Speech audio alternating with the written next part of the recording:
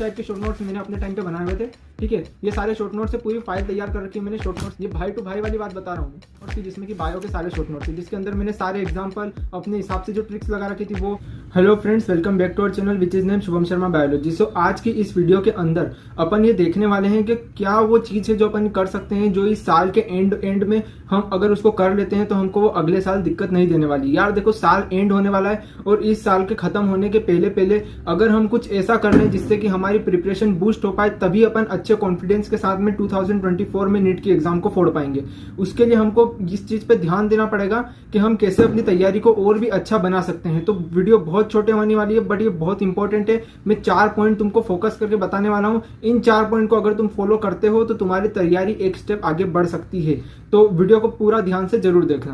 तो देखो यार, तुमको भी पता है और मैं आगे का देखते हुए बता रहा हूं। अगर तुम्हारा कोई पॉइंट छूट रहा होगा, तुम्हारे दिमाग में नहीं आ रहा होगा, तो कम से कम तुम्हारे दिमाग में वो बात डल जाएगी, जिससे कि तुम उस हिसाब से प्रिपरेशन अपनी रख पाओगे। एटलीस्ट तुम उस चीज के लिए तैयार रह पाओगे। जो आगे होने वाला है वो बता रहा हूं मैं तुमको। ठीक है, तो देखो, अगर तुम पहली बार अगर प्रिपरेशन कर रहे हो ना नीट की, तो शायद तुमको ये बात पता नहीं होगी बट जनवरी के एंड में हमारा फुल सिलेबस टेस्ट चालू होने वाले लगते हैं हमारी सारी कोचिंग्स में।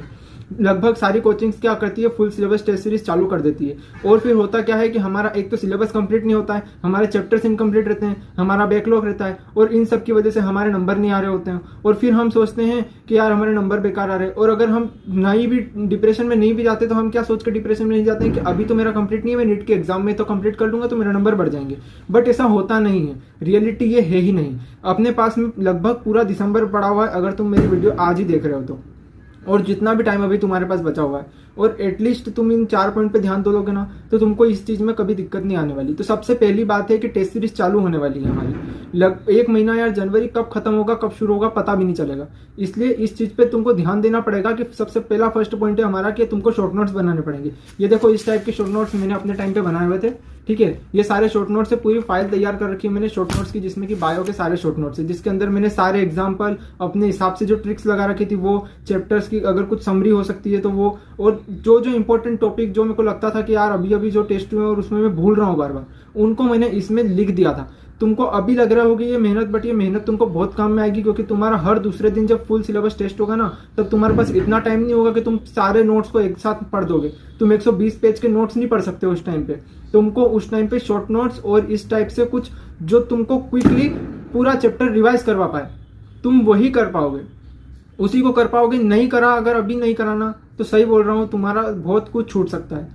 ये कोई बोले नहीं बोले, पर मैं ये बात बता रहा हूँ, मेरे पे थोड़ा सा विश्वास करके इस चीज को ध्यान दे लेना। शॉर्ट नोट्स बनाना स्टार्ट कर दो। जैसे जैसे तुम्हारे चैप्टर कंप्लीट होते जा रहे हैं, जो जो तुमको चैप्टर कंप्लीट है तुम्हारे, फटाफट उनको एक बार रिवाइज करो और उनके शॉर्ट नोट्स बना दो। एक साइड पेन लेके बैठो, पेपर लेके बैठो, कॉपी, एक छोटी सी कॉपी बना लो, नहीं तो उसमें शॉर्ट नोट्स लिख दो। एक जगह रहेंगे, व्यवस्थित रहेंगे, कागज पे मत लिखो, कॉपी में लिख दो। एक जगह रहेंगे, तुमको फटाफट पढ़ पाओगे कि यार चलो ठीक है, ये फिजिकल केमिस्ट्री के शॉर्ट नोट्स खत्म, ये हमारे ऑर्गेनिक के शॉर्ट नोट्स खत्म, ये हमारे बायो के बॉटनी के शॉर्ट नोट्स खत्म। इस तरह से अगर तुमने पढ़ाना तो तुमको बर्डन भी नहीं लगेगा और तुम्हारे मार्क्स अवश्य बूस्ट होंगे। ये बात को ध्यान में रखना, बहुत इंपॉर्टेंट पॉइंट है ये। जिसके बाद में हमारा सेकंड पॉइंट आता है एनालिसिस। तुमको अब एनालिसिस करना होगा। जैसे कि मान लो अगर तुम्हारा कोई चैप्टर इनकम्प्लीट रह रहा है या कोई हल्का पड़ रहा है चैप्टर, अब होता क्या है कि हमारे टेस्ट सीरीज में मान लो कि कोचिंग में एग्जाम हो रही है। अब बहुत बार क्या होता है कि कोचिंग वाले क्या करते हैं कि जो पहले पूछ लिया होता है उसके या तो ज्यादा क्वेश्चन देते नहीं है या फिर वो पूछते ही नहीं। उसकी वजह से हमारा क्या होता है कि वो चैप्टर पढ़ा रहता है ठंडा। ठीक है, अब जब से तुमने स्टार्ट करा, जब से अभी तक ऐसा तो हो ही नहीं सकता कि किसी भी सब्जेक्ट में एक भी तुम्हारा चैप्टर ऐसा नहीं है जो तुम्हारा इनकम्प्लीट है या कच्चा है। कोई ना कोई चैप्टर तो तुम्हारा कहीं ना कहीं दिक्कत तो पक्का आ ही रही होगी। तो अब तुमको क्या करना है, तुमको सबसे पहले ये डिसाइड करना है कि तुम उसको किस हिसाब से खत्म करोगे। क्योंकि मान लो कि हर सब्जेक्ट में भी अगर तुम्हारे 2-2 चैप्टर ऐसे हैं जिनमें तुमको कॉन्फिडेंस नहीं है कि उससे अगर 3 क्वेश्चन आएंगे तो तुम 2 भी सही कर पाओगे। ठीक है, तो ये अगर तुमको कॉन्फिडेंस नहीं है ना, तो सबसे पहले तो तुमको ये काम करना पड़ेगा कि सबसे पहले तो तुम पता करो कि कौन कौन से चैप्टर ऐसे हैं, उनको एक कागज पे लिखो। और जिसके बाद में उसका ये एनालिसिस करना होगा तुमको कि वो ज्यादा वेटेज वाला कौन सा चैप्टर है। जो चैप्टर ज्यादा वेटेज वाला हो तुम उस चैप्टर को सबसे पहले पकड़ो और उसको खत्म करो। यार ये इस साल में अगर तुमने उसको खत्म कर दिया ना, तो अगले साल तुमको कम से कम ये नहीं लगेगा कि यार कोई ऐसा चैप्टर नहीं है जो मेरा इनकम्प्लीट नहीं है। तुम्हारे सारे चैप्टर लगभग कंप्लीट लगेंगे। और ये खत्म होने के बाद में नेक्स्ट स्टेप आता है हमारे उन चैप्टर की जिनका वेटेज कम है। अब जिनका वेटेज कम है उनको पूरा पढ़ने की जरूरत नहीं है। सबसे पहले तुम उनके इंपॉर्टेंट टॉपिक्स ढूंढो, उनको मार्क करो और इंपॉर्टेंट टॉपिक्स को क्लियर करो। लगभग अगर मान लो 3 क्वेश्चन आ रहे हैं उस चैप्टर से और 3 में से अगर ज्यादा चांस है कि 2 क्वेश्चन इन 2 टॉपिक से आएंगे, तो उन 2 टॉपिक को पहले क्लियर करो। पूरा चैप्टर लेके बैठोगे तो बाकी सब छूट जाएंगे। अपने को कंसाइज पढ़ना है, अपने को एक जगह फोकस देके पढ़ना है। पूरा का पूरा पढ़ने वाला टाइम अब नहीं है, ठीक है। सबसे पहले अपने को क्या पूरा पूरा नहीं खाना है, अपने को पहले काम की चीज खाना है, बाद में टाइम मिला तो अपन पूरा कर लेंगे। और यार मेरे एक्सपीरियंस से बता रहा हूँ, अधिकतर बार यही होता है सबके साथ कि वो पूरा टाइम मिलता नहीं है। ये भाई टू भाई वाली बात बता रहा हूँ, है ना। अपन बिल्कुल भी इलॉजिकल बात करेंगे ही नहीं, लॉजिकल बात करेंगे। होता यह है कि हमारा फिर चैप्टर छूट जाता है और वो आखिरी तक छूटा हुआ ही रहता है। तो अगर अभी तुमने उसको लपेट लिया तो लपेट लिया। इसलिए सबसे पहले क्या करना है, अपने को इंपॉर्टेंट चैप्टर ढूंढना है जो कच्चे रह गए, ठीक है, उनको क्लियर करो। और वो हो जाते हैं उसके बाद में उन चैप्टर्स के दूसरे चैप्टर जो बचे हैं उनके इंपॉर्टेंट टॉपिक्स कंप्लीट कर दो, ठीक है। ये सेकंड पॉइंट था हमारा एनालिसिस, तुमको एनालिसिस करना है। थर्ड पॉइंट आता है हमारा कि तुम्हारा जो भी बैकलॉग अभी बचा हुआ है, जो भी बैकलॉग है, तुम अगर ऑनलाइन देख रहे हो तो तुम्हारा कोई लेक्चर रह गया होगा, ठीक है। अगर तुम ऑफलाइन हो तो तुम्हारा कुछ कॉपी में इनकम्प्लीट रह गया होगा। तो ये जो भी रह रहा है ना, इसको जल्द से जल्द खत्म करो यार, क्योंकि बैकलॉग ना कैंसर की तरह होता है, हमारे शरीर को अंदर ही अंदर खा रहा होता है। बार बार अपने दिमाग में कहीं ना कहीं एक डर होता है, करे यार मेरा वो टॉपिक तो छूटा हुआ है और फिर कहीं ना कहीं कुछ गड़बड़ नहीं हो जाए। इसलिए बैकलॉग को हमको क्लियर करते हुए ही चलना पड़ेगा, और अब नहीं हुआ तो कभी नहीं हो पाएगा, ठीक है ना।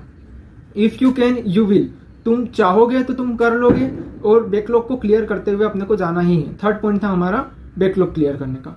फोर्थ पॉइंट और हमारा लास्ट पॉइंट है कि टेस्ट पेपर जो है तुम्हारे, उसको तुम अच्छे से एनालिसिस करो। टेस्ट पेपर को एनालिसिस करके तुम ये देखो कि तुम्हारा कौन सा सब्जेक्ट क्लियर नहीं है, किस सब्जेक्ट में तुमको ज्यादा दिक्कत आ रही है। जैसे मेरे को फिजिकल केमिस्ट्री में दिक्कत आती थी, ठीक है, तो फिजिकल केमिस्ट्री में दिक्कत आती थी तो उस सब्जेक्ट को पकड़ो और उसको थोड़ा ज्यादा टाइम दो और उसको अच्छे से बढ़िया करो, क्योंकि अगर उस सब्जेक्ट को नहीं करोगे तो सब्जेक्ट छूट जाएगा, ठीक है। और जनवरी के बाद में फुल सिलेबस टेस्ट सीरीज आने वाली है लगभग सारी कोचिंग्स की, या तो तुम परचेस करोगे या तुम जा रहे होंगे तो वहां चालू होगी।